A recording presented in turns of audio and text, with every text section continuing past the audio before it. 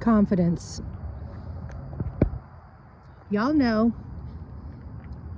So since it's easy to comprehend when we don't look at ourselves but somebody else, okay, let's look at somebody else. And so imagine a story, you know, and you see it. Maybe it's on TV, maybe it's on TikTok. I saw something on TikTok once. Woo, baby. All right. Okay. So yeah, that would be a good example. So that's okay, kind of where I was going, why I thought TikTok.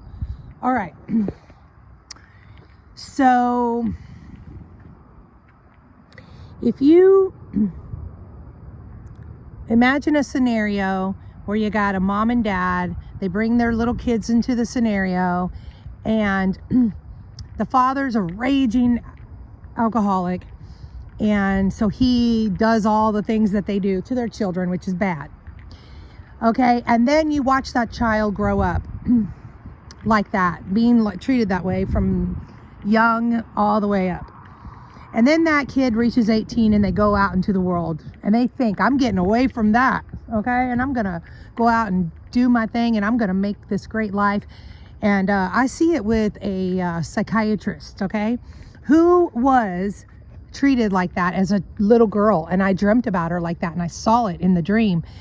And so she's still broken today, even though she's probably 70 or more, and she's a psychiatrist, and she did that to get back at all those people who did her dirty and gave her all these issues. And so she thought, I'm going to hide behind this job, and then I also have power.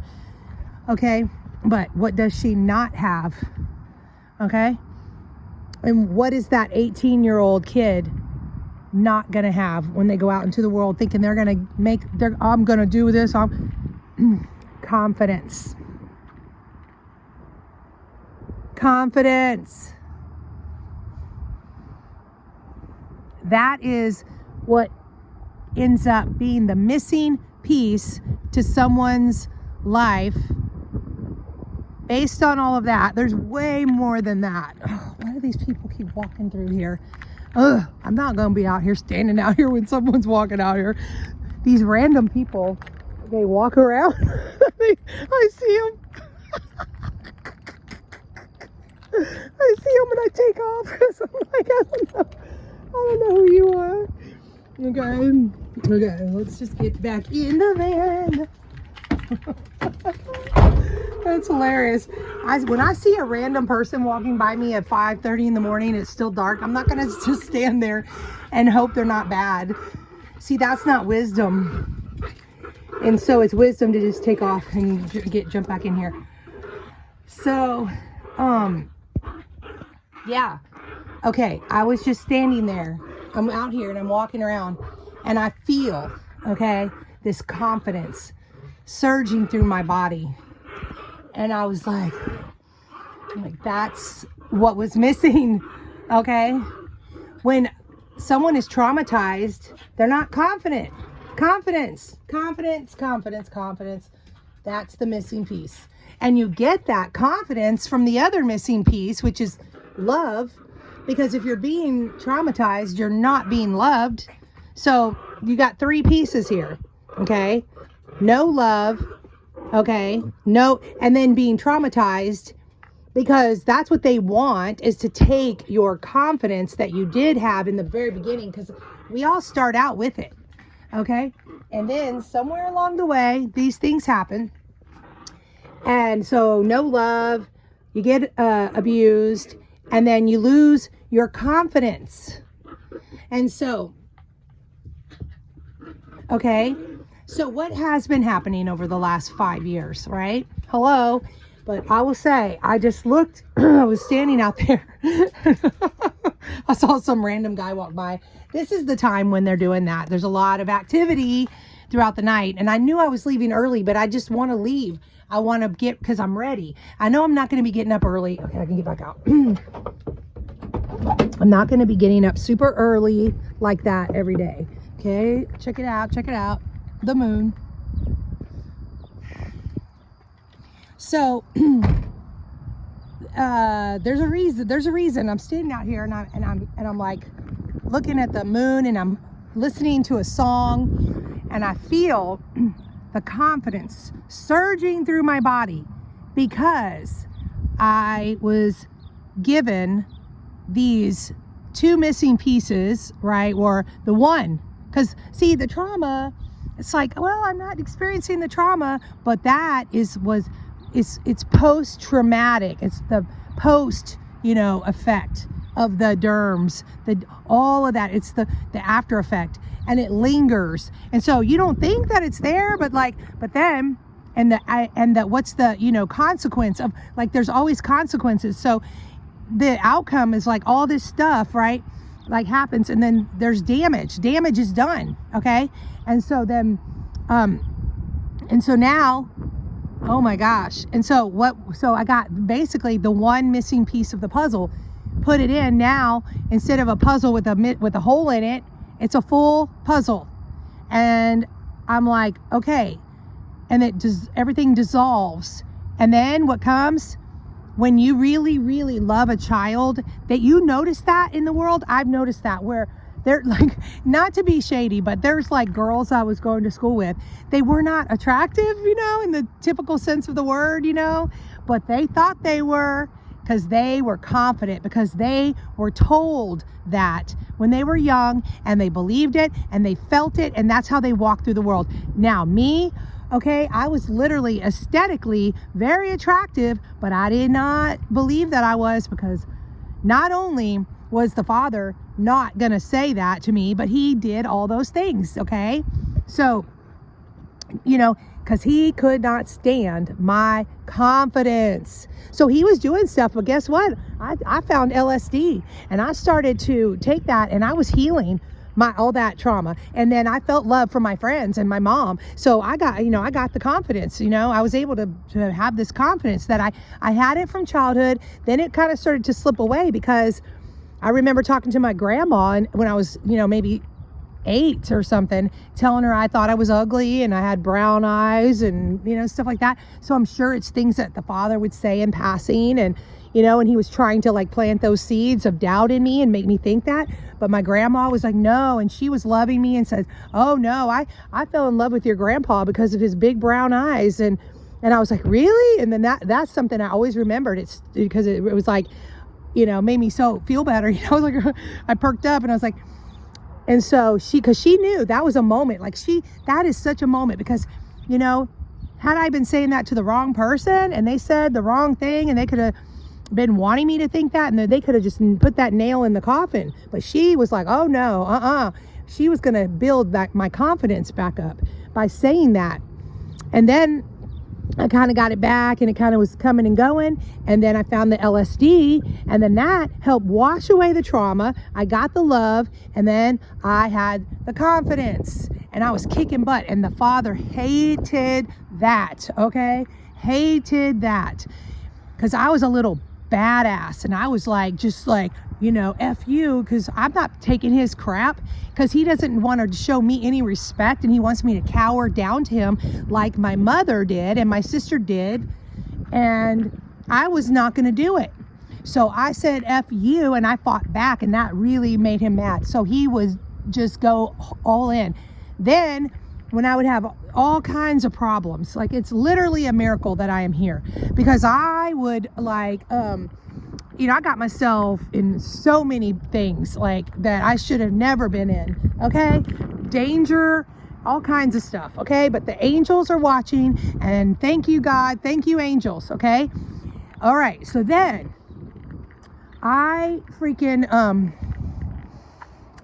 get with a narcissist, and because he sees my confidence, and he sees my joy, he sees me shining my light, carefree, having a great time. I'm at a party, and I'm on a table dancing, just loving life. But I'm out of it, but like, because I'm drinking and all. But and he was like, I'm gonna get her, because that's why they do that. That's why you're a target. They want what you have. They want to take you down. They don't have that confidence. They see you happy. They don't like that. They don't have that. How dare you? How dare you smile? Why are you smiling? Okay? And so then, okay, he did a number, okay? So then after that, it was like I was dragging on the floor. And I pretty much have been dragging on the floor ever since, off and on in some fashion, not knowing, okay, the whole time that even though I physically got away from the father and the ex and all that, that the post traumatic, you know, effect from that was still following me around. And even when I fought them off and I heal, I'm still unaware that there's still this like spiritual thing going on, and any chance that they get, they will get in your head and mess with you, and they'll say, look at you, look at your, you know, they want you to like not like your body, they want you to doubt everything about yourself on some level, worrying about your face, you know. And the reason I'm not showing my face is because, first of all, look, I'm out here, it's great, and it distracts me from what I'm saying, and I just want to get it out real quick while I'm thinking about it. Because this is the thing, because see, I have to let things go. I have to say, you know what, forget this. Because when I am trying to control something or make something happen or worrying about it, and I don't feel right, we're not there yet, you know. And it's like, F it, let it go. And then boom, and then you just walk through in faith, and you don't worry about anything, and then it all works out. And then I feel this new surge of life coming in me, and like inspiration, and something worth freaking talking about here anyway.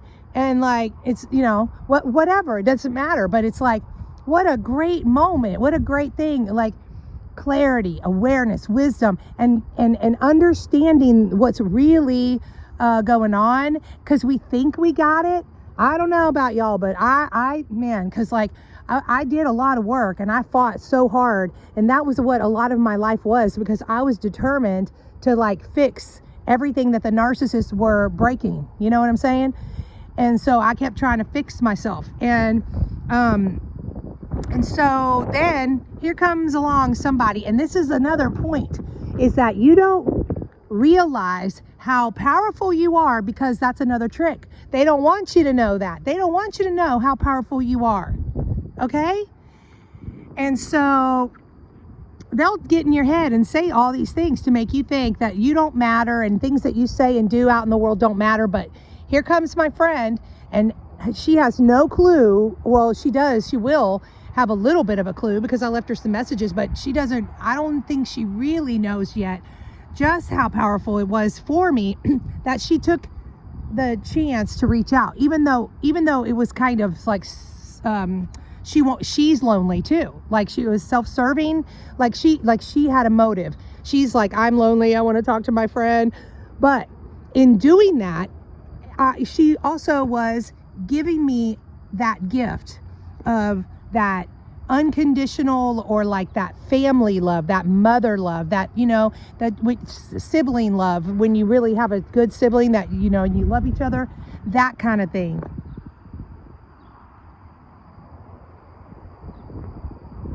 And yeah, like my neighbor, she just popped in my head. My neighbor, she was telling me her brother was her best friend. Right, exactly. See, and that's why she did not understand how I was feeling, because she has never felt that in the same way. Like, a lot of times that's part of this whole struggle, is, you know, being able to show up for another person and understand how they feel, if you're also dealing with your own, you know, derms of persuasion. Oh, persuasion. They cannot take your free will, but they can try to persuade you. Hopefully you can hear me and it's not too windy. This is so good, I'm telling y'all right now. So the goal, you know, like, this is about soul growth and working on yourself. This is not about a 9-to-5. This is about doing the work of your life, which is working on yourself and your soul growth. Okay, so to get your confidence, okay, see, I didn't go down there because here comes that guy. I'm not going to be walking all around with random, they're not really, you know, messing with you, but like, you don't really know. It's not wisdom to just stand there while they walk by when you don't know who it is or if they're going to be doing anything. And so I would feel better if I had my bear spray. Okay, y'all, confidence, there's the moon. That's what you want to work on. And how do you work on it? How do you really get it back if you don't have it? Knowing what's really going on, okay? Get the Medical Medium book, his new book, Angels and Demons. That's the first step. And I need to continue to listen to it, but I've been trying to listen to it and I keep starting it over because I missed something. And so we're going to continue. And I'm just so grateful for the moment right here, right now. Okay.